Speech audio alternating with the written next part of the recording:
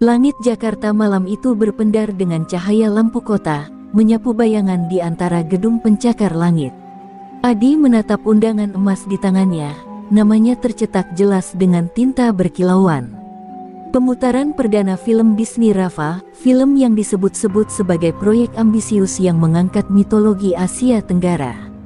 Sebagai jurnalis investigatif, ia tak hanya melihat ini sebagai tugas biasa, tapi sebuah kesempatan untuk mengungkap lebih dari sekadar kisah di balik layar. Namun, ada sesuatu yang mengganjal. Biasanya, film Disney memiliki kampanye pemasaran besar-besaran, tapi kali ini, semuanya terasa senyap. Hanya segelintir orang yang mendapatkan undangan eksklusif ini. Saat tiba di bioskop mewah yang dijadikan tempat premier, Adi langsung disambut oleh suasana yang aneh. Karpet merah terbentang, tetapi tidak ada keriuhan khas acara besar. Hanya ada tamu-tamu tertentu yang berdatangan, kebanyakan wajah-wajah yang tidak dikenal, bukan selebritas atau tokoh-tokoh perfilman yang biasa hadir dalam acara semacam ini. Para petugas keamanan berdiri di berbagai sudut ruangan dengan ekspresi waspada, seolah-olah mereka bukan hanya menjaga acara, tapi juga mengawasi sesuatu yang tak terlihat. Adi melangkah masuk ke area resepsi, matanya menelusuri kerumunan. Ia mendengar percakapan-percakapan samar tentang film yang akan diputar malam ini. Ada yang bersemangat, tetapi lebih banyak yang terdengar ragu-ragu. Beberapa kru film berbicara dengan suara rendah, seolah takut seseorang akan mendengar. Salah satu dari mereka, seorang pria dengan wajah tegang, tampak berdiskusi serius dengan seorang produser. Adi menangkap sepotong percakapan mereka. "Kita seharusnya tidak membiarkan adegan itu tetap ada," ujar pria itu dengan nada cemas. Namun, produser hanya menggeleng, lalu menepuk pundaknya dengan ekspresi dipaksakan. Tidak ada jalan kembali. Semuanya sudah ditetapkan. Sesuatu di dalam diri Adi memberontak. Jurnalis dalam dirinya merasa ada yang tidak beres. Ia mencoba mendekati mereka, tetapi tiba-tiba seorang wanita muda dengan ide kru Rafa menghampirinya dan tersenyum ramah, meski ada ketegangan di balik matanya. "Silakan masuk, pemutaran akan segera dimulai," katanya dengan suara sedikit gemetar. Adi tahu ia tidak punya pilihan selain mengikuti alur. Namun, sebelum ia beranjak, ia sempat melihat pria tadi berjalan cepat keluar gedung, menarik napas panjang seolah mencoba menenangkan diri. Di dalam bioskop, suasana terasa semakin ganjil. Ruangan remang dengan pencahayaan lembut, tetapi ada kesan sepi yang tidak biasa. Biasanya, pemutaran film besar dipenuhi dengan gelak tawa dan antusiasme, tetapi kali ini, semua orang duduk dengan diam, seolah mereka tidak yakin dengan apa yang akan mereka saksikan. Ketika layar perlahan menyala, Adi merasakan bulu kuduknya berdiri tanpa alasan yang jelas. Ada getaran halus di udara, seperti bisikan yang hanya bisa dirasakan, bukan didengar. Film dimulai dengan adegan yang indah, pemandangan hutan rimba yang luas dengan sungai berkilauan di bawah cahaya bulan. Namun, dalam beberapa menit pertama, Adi merasakan sesuatu yang aneh. Matanya menangkap detail-detail kecil yang tidak biasa. Simbol-simbol aneh terpahat di batu-batu besar dalam latar belakang, bayangan-bayangan yang seharusnya tidak ada muncul sekilas dalam sudut layar. Setiap kali ia mengerjapkan mata, rasanya sesuatu berubah, seolah film ini memiliki kehidupan sendiri. Di barisan depan, seorang wanita tua yang duduk sendirian tampak gemetar. Tangannya mencengkeram erat pegangan kursi, bibirnya bergerak tanpa suara. Adi menatapnya, dan seketika wanita itu berbalik menatapnya juga, dengan mata yang penuh ketakutan. Ia berbisik dengan suara serak, hanya dua kata yang cukup membuat jantung Adi berdetak lebih cepat. Tidak, seharusnya. Saat film terus berjalan, Adi mulai merasa bahwa ini bukan sekadar animasi biasa. Ada sesuatu yang tersembunyi di dalamnya, sesuatu yang seharusnya tidak pernah diceritakan. Dan tanpa sadar, ia baru saja melangkah ke dalam misteri yang jauh lebih besar daripada sekadar sebuah film. Adegan demi adegan terus bergulir di layar, Tapi semakin lama Adi menonton, semakin ia merasa ada sesuatu yang janggal. Film Rafa seharusnya bercerita tentang seorang gadis yang mencari harta karun mistis di sebuah kerajaan yang hilang, namun ada elemen-elemen aneh yang tidak selaras dengan narasi yang dipromosikan Disney. Beberapa adegan terasa terlalu suram untuk sebuah film anak-anak, dan ada simbol-simbol yang muncul berulang kali, terukir di tembok, terpahat di tanah, bahkan muncul sekilas di bayangan air sungai. Lambang-lambang itu seperti ingin menyampaikan pesan, tapi hanya bagi mereka yang cukup jeli untuk melihatnya.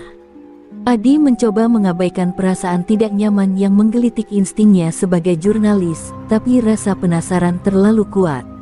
Ketika karakter utama dalam film memasuki sebuah kuil tua, suasana dalam bioskop terasa berubah. Udara di sekitarnya menjadi lebih dingin, seperti ada sesuatu yang merambat ke dalam ruang gelap itu. Ia melirik sekeliling, beberapa penonton tampak gelisah, ada yang berbisik satu sama lain, dan seorang pria di barisan belakang bahkan terlihat menunduk dalam posisi berdoa. Mata Adi kembali ke layar, tepat saat karakter utama menyentuh sebuah artefak kuno. Pada saat itulah, sesuatu yang tidak seharusnya ada muncul di sudut layar. Bukan bagian dari animasi, bukan juga efek visual biasa. Itu adalah bayangan, samar dan kabur, seolah-olah seseorang atau sesuatu sedang mengawasi dari dalam film itu sendiri. Adi mengerjapkan mata, mencoba meyakinkan dirinya bahwa ini hanyalah imajinasinya. Tapi sebelum ia bisa berpikir lebih jauh, layar tiba-tiba berkedip, sepersekian detik, gambar berubah menjadi sesuatu yang berbeda. Sebuah wajah, bukan wajah karakter dalam film, bukan juga milik aktor pengisi suara. Itu adalah wajah seorang pria tua dengan mata kosong dan ekspresi mengerikan. Hanya muncul sekilas, tidak cukup lama untuk semua orang menyadarinya, tapi cukup untuk membuat Adi menahan napas. Saat ia menoleh ke samping, ia melihat beberapa penonton lain tampak kaget, seperti mereka juga menangkap sekilas kejanggalan itu. Namun, sebelum ada yang bisa bereaksi lebih jauh, film kembali normal, seolah tidak pernah terjadi apa-apa. Adi merasakan jantungnya berdegup kencang. Ia melirik ke arah wanita tua yang sebelumnya berbisik kepadanya. Ia masih ada di sana, tapi kini tubuhnya lebih gemetar dari sebelumnya. Bibirnya terus bergerak, menggumamkan sesuatu dalam bahasa yang tidak bisa dimengerti Adi. Ia tampak begitu ketakutan, seolah tahu sesuatu yang orang lain tidak ketahui. Saat film mendekati akhir, Adi mengambil ponselnya dan mencoba diam-diam memotret salah satu simbol yang muncul dalam adegan kuil. Namun, anehnya, setiap kali ia mengarahkan kamera, layar ponselnya berubah hitam. Seolah-olah sesuatu menolak untuk direkam. Ketika ia mencoba sekali lagi, ponselnya tiba-tiba mati total, meski baterainya masih penuh beberapa menit yang lalu. Perasaan tidak nyaman di dadanya semakin menguat. Ada sesuatu dalam film ini yang tidak seharusnya ada. Pemutaran film akhirnya selesai. Cahaya di dalam bioskop kembali menyala perlahan. Tapi bukannya tepuk tangan seperti biasanya, ruangan justru dipenuhi keheningan yang aneh. Beberapa penonton langsung beranjak pergi dengan wajah tegang, seolah ingin melupakan apa yang baru saja mereka tonton. Adi berdiri, matanya mencari kru film yang tadi berbincang dengan produser. Namun, mereka sudah tidak terlihat. Seolah-olah mereka sengaja menghilang sebelum ada yang bisa bertanya. Adi tahu satu hal, ini bukan sekadar film biasa. Ada sesuatu yang tersembunyi di baliknya, sebuah rahasia yang ingin tetap terkubur. Dan sekarang, ia tidak bisa berpaling begitu saja. Langit sudah gelap pekat ketika Adi keluar dari gedung bioskop. Udara malam yang biasanya terasa sejuk kini membawa hawa yang aneh, seperti ada sesuatu yang mengawasi dari kegelapan.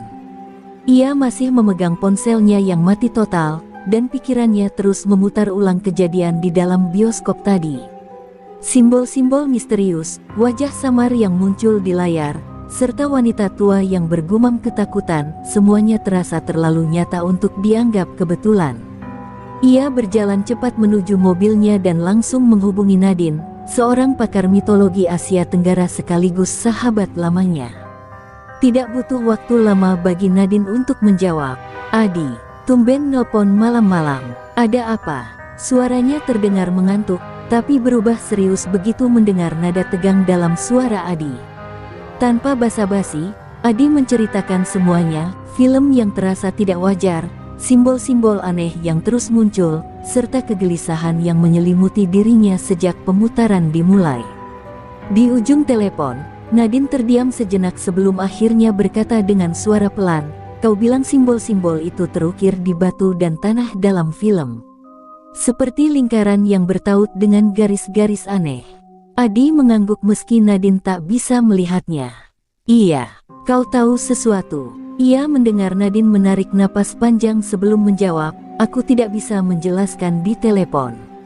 Datanglah ke tempatku sekarang. Jika simbol-simbol itu memang seperti yang kupikirkan, berarti kita sedang berurusan dengan sesuatu yang jauh lebih besar." Rasa penasaran dan kecemasan bercampur dalam benak Adi saat ia menyalakan mobil dan melaju menuju apartemen Nadine. Ketika ia sampai, Nadine sudah menunggunya di depan pintu dengan sebuah buku tua di tangannya. Wajahnya serius, matanya penuh kewaspadaan. Tanpa banyak bicara, ia menarik Adi masuk dan langsung membuka halaman-halaman buku itu, memperlihatkan serangkaian gambar kuno yang nyaris identik dengan simbol-simbol yang Adi lihat di film. "Ini bukan sekadar simbol biasa, Adi," ujar Nadine sambil menunjuk salah satu gambar. "Ini adalah bagian dari legenda kuno yang hampir tidak pernah diceritakan secara lengkap. Legenda ini berasal dari sebuah kerajaan yang hilang di Asia Tenggara. Konon mereka memiliki ritual khusus untuk menjaga keseimbangan antara dunia manusia dan dunia yang tak terlihat." Adi menelan ludah. "Dan kau pikir film Rafa entah bagaimana mengangkat legenda itu?" Nadine mengangguk pelan. "Lebih buruk dari itu. Jika mereka menggunakan simbol-simbol ini dengan cara yang salah, mereka mungkin telah membangkitkan sesuatu yang seharusnya tetap terkunci." Suaranya bergetar, dan untuk pertama kalinya, Adi melihat ketakutan di mata Nadine. Pikiran Adi melayang ke wajah yang muncul di layar bioskop. Wajah itu tidak seperti karakter animasi biasa, lebih mirip seseorang yang mencoba berkomunikasi atau memperingatkan mereka. Ia menggenggam ponselnya yang masih mati dan menatap Nadine. "Jika yang kau katakan benar, kita harus mencari tahu lebih banyak. Kita harus bicara dengan seseorang dari tim produksi film ini." Nadine menghela napas, lalu menutup buku tua di tangannya. "Ya, kita harus menemukan mereka sebelum sesuatu yang lebih buruk terjadi." Hujan turun dengan deras ketika Adi dan Nadine tiba di sebuah kedai kopi kecil di sudut kota, tempat mereka berjanji bertemu dengan salah satu mantan animator film Rafa. Lelaki itu, yang hanya menyebut dirinya sebagai Bayu, dulunya bekerja di tim animasi sebelum tiba-tiba keluar tanpa alasan jelas. Dari semua kru yang Adi coba hubungi, hanya Bayu yang setuju untuk bertemu, dan itu pun setelah Adi meyakinkannya bahwa mereka bukan orang yang berniat membahayakannya. Begitu mereka masuk, Bayu sudah duduk di sudut ruangan dengan hoodie yang menutupi sebagian wajahnya. Matanya bergerak gelisah, sesekali melirik ke jendela seperti takut ada yang mengikutinya. Ketika Adi dan Nadine mendekat, ia langsung berbisik tajam, "Kalian tidak seharusnya mencari tahu soal ini." Adi menarik kursi dan duduk di hadapannya. "Kami hanya ingin tahu kebenarannya. Apa yang sebenarnya terjadi saat kalian membuat film ini?" Bayu menatap mereka sejenak sebelum menghela napas panjang. Ia merogoh saku jaketnya dan mengeluarkan selembar foto lusuh. Dengan tangan gemetar, ia meletakkannya di atas meja. Adi dan Nadine menatap foto itu dengan lekat. Itu adalah gambar sebuah ruangan dengan layar monitor besar yang menampilkan adegan film Rafa dalam proses pengerjaan. Tapi yang membuat mereka merinding adalah sesuatu di sudut layar, sebuah bayangan gelap berdiri di belakang salah satu animator. Sosok itu tidak memiliki wajah, hanya bentuk samar seperti kabut yang menggantung di udara. "Kami melihatnya pertama kali saat memeriksa rekaman mentah," bisik Bayu. "Kami pikir itu hanya glitch atau error dalam animasi. Tapi semakin lama, semakin banyak keanehan terjadi.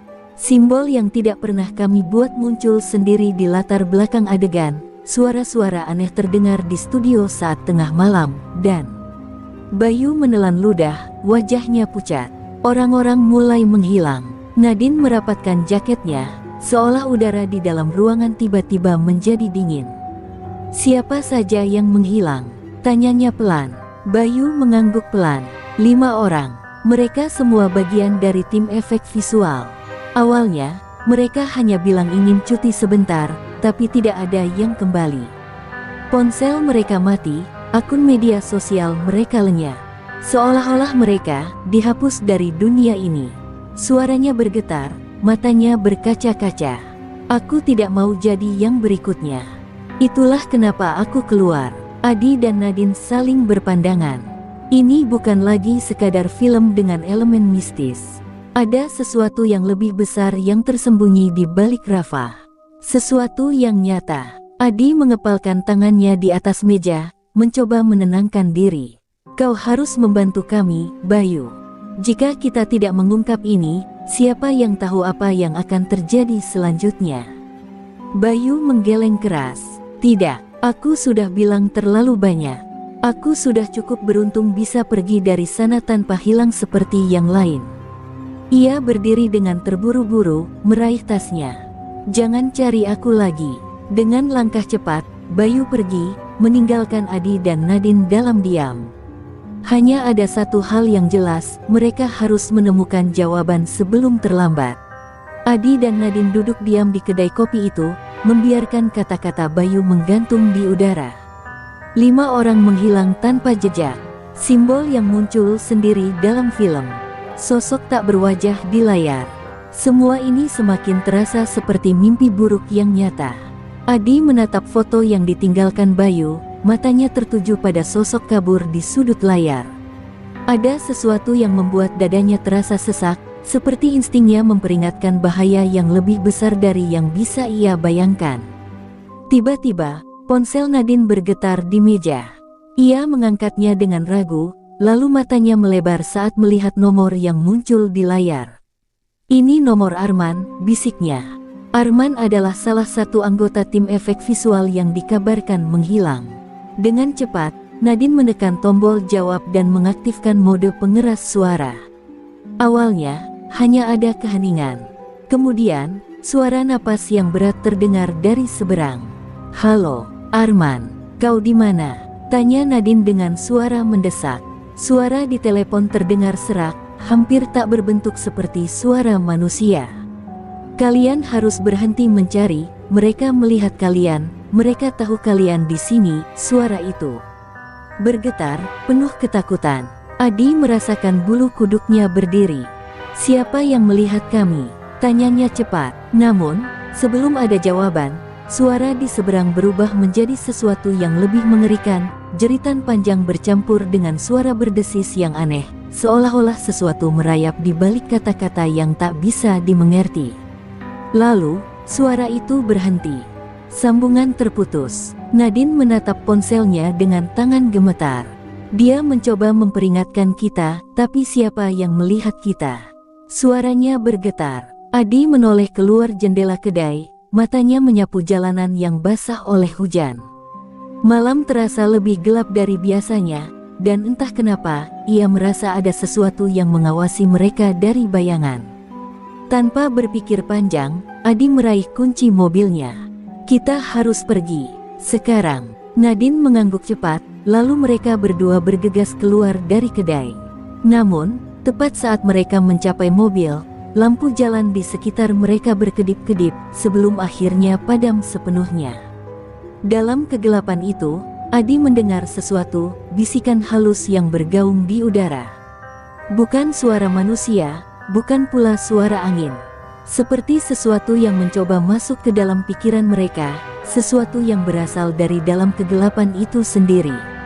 Adi menekan pedal gas sekuat tenaga, meninggalkan kedai kopi yang kini terasa seperti perangkap.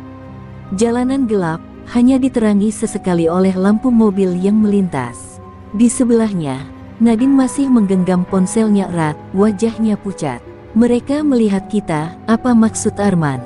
bisiknya, lebih kepada dirinya sendiri. Adi tak menjawab. Ia masih bisa merasakan hawa aneh yang menyelimuti mereka sejak telepon itu berakhir. Namun, yang lebih mengganggu adalah sesuatu yang ia lihat sekilas di kaca spion saat mobil meninggalkan kedai. Sebuah bayangan gelap berdiri di tengah jalan. Tidak bergerak, tidak memiliki bentuk yang jelas, tetapi kehadirannya cukup untuk membuat jantungnya berdegup lebih kencang. Setelah beberapa menit mengemudi tanpa suara, akhirnya mereka tiba di apartemen Nadine. Mereka bergegas masuk, memastikan pintu terkunci rapat. Nadine menghela napas panjang, berusaha menenangkan dirinya. Aku harus mencari tahu lebih banyak tentang simbol-simbol itu, katanya, berjalan menuju rak bukunya. Sementara Nadine sibuk membolak-balik halaman demi halaman, Adi pergi ke kamar mandi untuk membasuh wajahnya. Ia menatap cermin di hadapannya, mencoba mengatur napas. Namun, saat ia menundukkan kepala untuk mencipratkan air ke wajah, perasaan dingin menyelimuti punggungnya. Nalurinya berteriak ada sesuatu yang salah. Perlahan, ia mengangkat kepalanya kembali. Di cermin, pantulannya terlihat berbeda. Sekilas tampak normal, tetapi ada sesuatu di matanya, bayangan hitam pekat di sudut pupilnya, seperti tinta yang menyebar perlahan. Dan di belakangnya, Adi terhuyung mundur. Sekarang bayangan itu ada di sana. Berdiri di dalam cermin, tapi tidak di dunia nyata. Sosok itu lebih jelas dibanding sebelumnya, tinggi, kurus, dengan wajah yang hampir tak berbentuk, hanya lubang kosong di tempat mata dan mulut seharusnya berada. Bayangan itu tidak bergerak, tetapi entah bagaimana, Adi bisa merasakan tatapannya. Pintu kamar mandi terbuka dengan keras. Adi, suara Nadine membuyarkan ketegangannya. Ia menoleh dengan panik, dan saat ia kembali melihat cermin, bayangan itu sudah hilang. Hanya ada pantulan dirinya, masih dengan wajah basah dan napas memburu. Ada apa? Kau baik-baik saja? Nadine menatapnya cemas. Adi ingin mengatakan bahwa ia baik-baik saja, tetapi kata-kata itu terasa seperti kebohongan. Ia hanya bisa menggeleng pelan. Kita tidak bisa tinggal diam. Ini bukan sekadar film. Sesuatu yang lebih besar sedang terjadi. Suaranya bergetar, dan untuk pertama kalinya, ia benar-benar merasa bahwa mereka sudah melangkah terlalu jauh. Nadine menggigit bibirnya, lalu mengangguk. Kalau begitu, kita harus menemukan orang yang bisa memberi kita jawaban. Kita harus bertemu dengan sutradara Rafa. Malam semakin larut saat Adi dan Nadine melacak keberadaan Reza Pratama, sutradara Rafa. Informasi tentangnya mendadak sulit ditemukan. Semua akun media sosialnya sudah dihapus, dan alamat rumahnya yang tercantum di internet ternyata kosong. Namun, setelah menelusuri berbagai forum diskusi film, Nadine menemukan sebuah petunjuk. Seseorang mengaku pernah melihat Reza di sebuah villa tua di pinggiran kota, tempat ia dikabarkan bersembunyi sejak film itu dirilis. Tanpa membuang waktu, mereka segera berkendara ke sana. Jalan menuju villa terasa sunyi dan mencekam. Hutan lebat di kedua sisi jalan seolah menelan cahaya bulan, menyisakan hanya kegelapan pekat yang semakin mempertebal rasa takut di dada mereka. Setiap bayangan pohon terlihat seperti sosok mengawasi, dan suara angin yang berdesir terdengar seperti bisikan halus yang mengikuti mereka. Ketika akhirnya tiba, villa itu tampak usang dan tidak terawat. Jendela-jendelanya gelap, pintu kayunya terlihat rapuh seolah tidak pernah dibuka selama bertahun-tahun. Namun, saat Adi mengetuk pintu, suara langkah tergesa terdengar dari dalam. Mereka saling bertukar pandang sebelum pintu itu terbuka sedikit, memperlihatkan wajah seorang pria dengan mata cekung dan penuh kecemasan. Itu Reza. Pergi dari sini, bisiknya tajam. Kalian tidak seharusnya datang. Nadine dengan cepat menyela, kami butuh jawaban. Ada sesuatu dalam filmmu, sesuatu yang berbahaya. Kami tahu orang-orang menghilang karena ini. Apa yang sebenarnya terjadi? Wajah Reza menegang, lalu ia menarik mereka masuk dan segera mengunci pintu. Cahaya remang-remang dari lampu minyak menyoroti ruang tamu yang berantakan, penuh dengan kertas berserakan dan simbol-simbol yang digambar di dinding. Adi merasakan bulu kuduknya berdiri saat menyadari simbol itu sama dengan yang ia lihat dalam film. Reza menghela napas panjang sebelum berbicara. "Aku tidak pernah berniat membuat film itu seperti ini," katanya lirih. "Awalnya, Rafa hanyalah proyek fantasi biasa. Tapi semuanya berubah saat salah satu penulis skenario menemukan legenda kuno tentang kerajaan yang hilang. Mereka menganggapnya inspirasi yang menarik, tetapi aku tahu ada sesuatu yang salah." Ia mengambil sebuah buku tua yang sudah usang dan meletakkannya di meja. Halaman-halamannya dipenuhi tulisan kuno yang sulit dibaca. Legenda ini bukan sekadar cerita. Ini adalah peringatan. Kerajaan itu jatuh bukan karena perang, tetapi karena mereka membuka pintu ke sesuatu yang seharusnya tetap terkunci. Reza menatap mereka dengan mata penuh ketakutan. "Dan kita telah membukanya kembali." Keheningan menyelimuti ruangan. Nadine menelan ludah. "Kau mau bilang bahwa film ini memanggil sesuatu?" Reza mengangguk. "Setiap adegan yang kalian lihat bukan hanya animasi. Itu adalah cerminan dari sesuatu yang nyata. Simbol-simbol itu bukan desain artistik, melainkan mantra kuno. Dan saat film itu selesai dibuat, kami menyadari sesuatu." Suaranya bergetar. "Kami tidak lagi menjadi pengamat. Kami telah menjadi bagian dari kisah ini." Ruangan itu menjadi semakin sunyi setelah Reza mengungkapkan kebenaran. Adi bisa merasakan jantungnya berdegup lebih kencang, seolah tubuhnya menolak untuk menerima kenyataan bahwa mereka telah menjadi bagian dari sesuatu yang seharusnya tetap terkubur.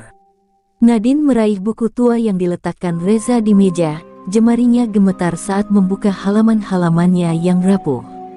Mata mereka tertuju pada sebuah ilustrasi, lingkaran ritual yang sama dengan yang muncul berulang kali dalam film Rafa. Jika film itu adalah cerminan dari sesuatu yang nyata, suara Nadine nyaris berbisik, "Apakah itu? Berarti, sesuatu telah keluar." Reza tidak langsung menjawab. Ia hanya menatap Nadine dengan ekspresi kosong, sebelum akhirnya mengangguk perlahan. "Ya, dan bukan hanya keluar, tapi juga mulai mengincar kita." Suaranya serak, nyaris tak terdengar. Adi merasakan hawa dingin menyusup ke dalam tubuhnya, seperti sesuatu yang tak kasat mata mulai mendekat. Tiba-tiba, lampu minyak di ruangan itu berkedip-kedip, bayangan di dinding bergerak seolah memiliki nyawa sendiri. Dari luar, terdengar suara berdesis pelan, seperti bisikan yang berusaha merasuk ke dalam kepala mereka. Nadine terhuyung mundur, matanya membelalak. "Kita harus keluar dari sini." Tapi sebelum mereka sempat bergerak, sesuatu yang tak terlihat mulai menggedor-gedor jendela dengan keras. Pintu depan bergetar seolah ada sesuatu di luar yang mencoba menerobos masuk. Reza berlari ke rak buku dan meraih sebuah gulungan kertas kuno. Dengan tangan gemetar, ia membentangkannya di lantai. Di atasnya tergambar simbol-simbol kuno yang melingkar membentuk pola yang rumit. "Kita tidak bisa lari. Satu-satunya cara menghentikannya adalah dengan menyelesaikan apa yang sudah kita mulai," katanya dengan suara putus asa. Adi dan Nadine saling berpandangan, ketakutan menyelimuti mereka. Tidak ada jalan keluar, tidak ada tempat untuk bersembunyi. Bayangan di dinding mulai memanjang, membentuk sosok tinggi dengan mata kosong yang menatap langsung ke arah mereka. "Jika kita gagal, maka ini tidak akan berhenti," bisik Reza. Ia menatap mereka dengan mata penuh ketakutan. Dan film itu hanya awal dari semuanya.